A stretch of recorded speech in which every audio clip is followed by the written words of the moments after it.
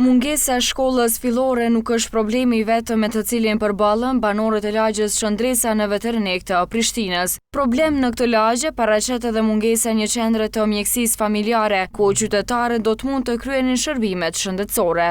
Banorët e kësaj ane ka kohë që presin ndërtimin e kësaj qendre.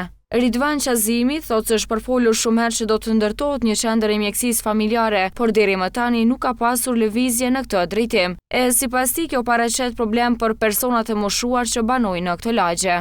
Ja janë fjalë apo çështojnë manipulime tyne apo s'di çka. Vitin e kaluar përmendshën që do të ketë shkollë, qendër për fëmijë apo spital, ne për ambulancë, për pleq. Është tepër e vështirë, sidomos për gjeneratat e vjetra, pa ambulancë shumë është e vështirë. Punë më e mirë në Veternik nuk do të bëjë se sa ndërtimi i qendrës së mjekësisë familjare.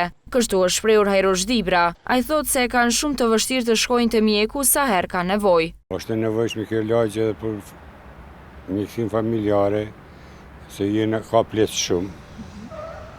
Do të më thirrë ndihmën e parë se mjeku ose më shku te mjeku, me pasu lagjen mjekun afrohemi diqysh. Por ndryshe këtu jena gjujtun.